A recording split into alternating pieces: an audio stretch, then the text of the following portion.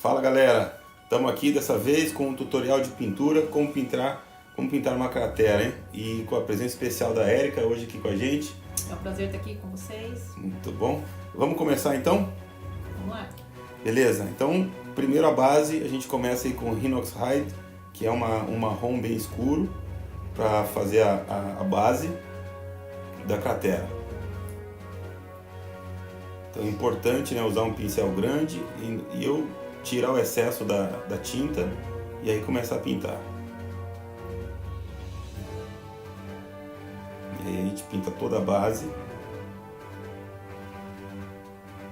de marrom escuro.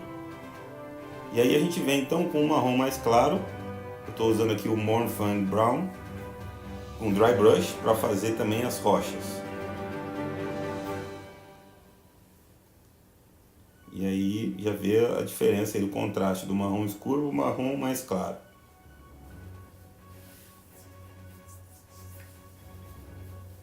Bom, depois da base do marrom, então a gente vai entrar aí, nós estamos terminando aqui o marrom da base das rochas.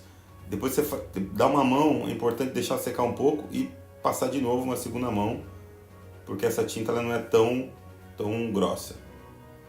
Então esse aí é o efeito que fica aí com o marrom. E aí a gente vem com o verde para as partes mais tem relação aí com caixa de munição ou fuselagem de algum avião ou tanque.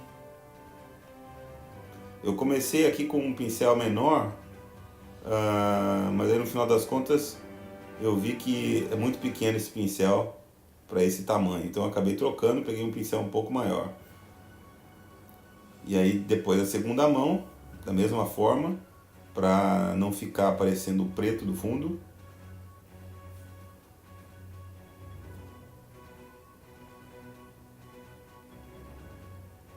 Dando os retoques finais, toma cuidado para não invadir a parte marrom também.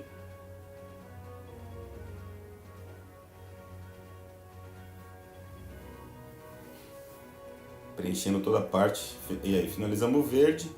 Vamos pegar agora o Lead Belcher, que é o prata, para fazer as partes metálicas. Então também usando aí um pincel médio. Não precisa de muito cuidado, só tomar cuidado para não invadir as outras áreas que já estão pintadas.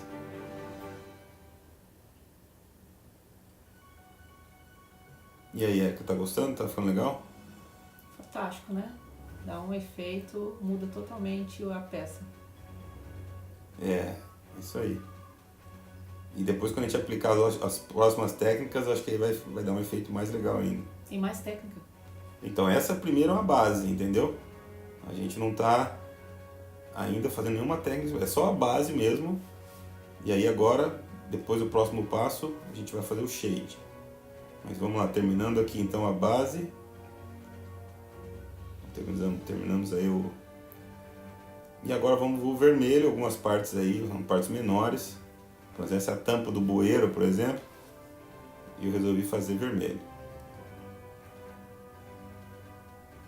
Em média, quanto tempo você leva para pintar uma peça dessa? Pois é, então se começar direto, eu acho que é umas 3 a 4 horas. Que aí você ainda tem o tempo de esperar secar a tinta para você vir com outra tinta por cima. Aqui nós estou usando, acho que é o Screaming Skull para fazer a caveirinha. Vou pintar aí as partes da caveira, dos esqueletos. Quer dizer. Agora são as partes mais delicadas. E aí você tem que usar o pincel menor, né?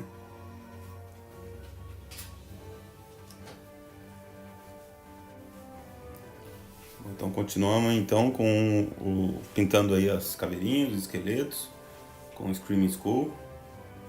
E aí a gente usa o Karak Stone para fazer os detalhes pequenos aí no uniforme dos esqueletos e os símbolos do Império nas caixas de munição, por exemplo.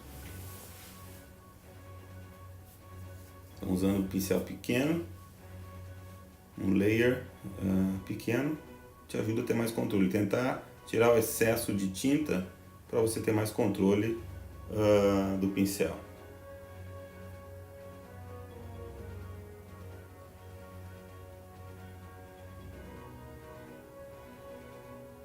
É isso aí, então a base está completa, tudo que a gente tinha aí como base está pronto, né? Vamos para a próxima fase agora, que é a fase do wash, onde a gente vai usar aí o Agrax Earthshade. Então, sem dó nenhuma, passa na tinta e vai passando por cima de todo o terreno.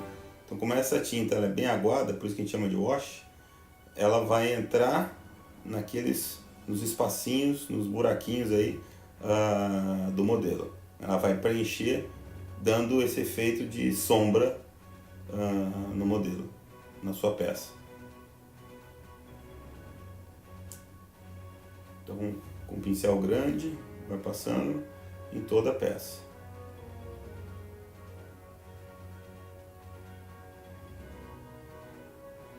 Não sei se procede, mas me parece que essa tinta ela demora muito mais para secar do que a mais grossa, do que a normal.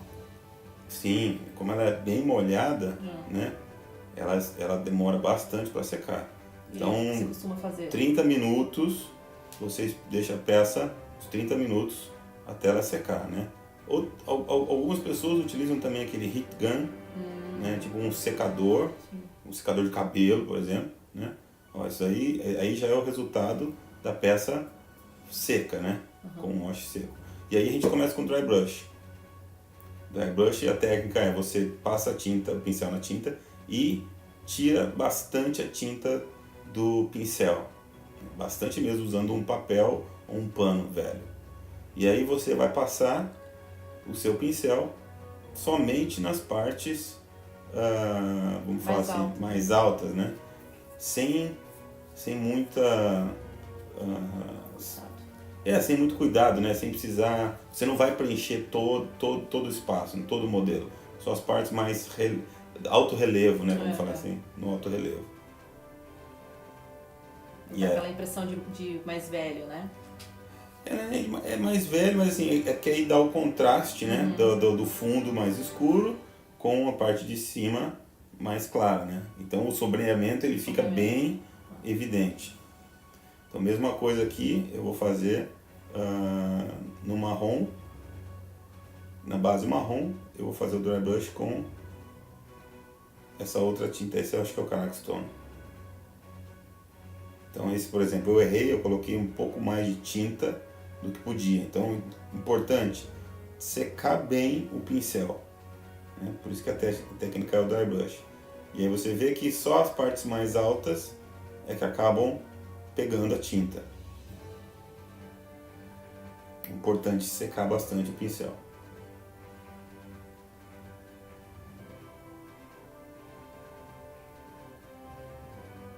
Na minha opinião, esse efeito é que faz toda a diferença na peça, né?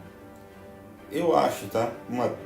Concordo com você, na peça de terreno e assim, te dá velocidade. Sim. E dá um efeito legal também, né? Então aqui eu estou fazendo com Kindle Flame agora, nas rochas. Então esse é mais claro ainda e eu só passo nas partes, nas beiradas, vamos falar assim, da rocha. Então a gente fala aí, tem 3 níveis, basicamente 3 níveis de cores, do marrom até esse begezinho bem claro. E aí por último a gente faz o Screaming Skull bem nos detalhes, bem de leve, e aí para mostrar mesmo como se fosse o desgaste da rocha, né? O desgaste da pedra. E como que você aprendeu a fazer isso, Glauco? De onde você leu, você aprendeu ou você foi fazendo numa tentativa e erro? Olha, não, eu acho que assim, aprender com quem já faz é muito importante. Então lendo revistas, assistindo vídeos no YouTube, então isso ajuda bastante, vendo fotos, né, no Instagram, por exemplo, isso ajuda bastante a gente a aprender as novas técnicas. E aí tem um pouco também da tentativa e erro, você vai tentando e viu que funciona e que não funciona. Viu que funciona, às vezes dá certo, às vezes não dá, né? Tem que ter muita prática, né? Quantos anos que você pinta? São mais de 12 anos. Mais de 12 anos. Mas não me considero profissional de jeito nenhum. Ainda tem muita coisa para aprender. E uma técnica importante que eu quero aprender é usar o aerógrafo, o airbrush, que dá mais velocidade também, dá efeitos bem legais. Então aqui estou terminando o dry brush, passei o verde, passei também o prata e agora vou passar esse laranjado, o dry, no vermelho para dar esse efeito de corrosão, de ferrugem.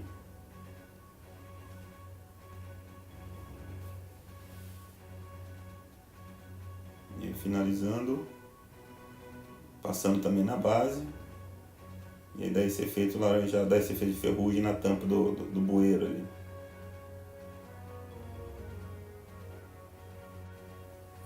Beleza? Agora nós vamos usar aí o dourado para pintar as balas que caem aí na cratera. Então, usando aí um pincel pequeno, um layer pequeno, tirando bastante excesso. E aí a gente vai detalhando aí as balinhas. Isso aí já é a finalização total do seu trabalho, né? Tem gente que não pinta esse tipo de coisa, mas eu acho que dá um efeito legal na peça. Então não é obrigatório fazer? Não, obrigatório, claro que não.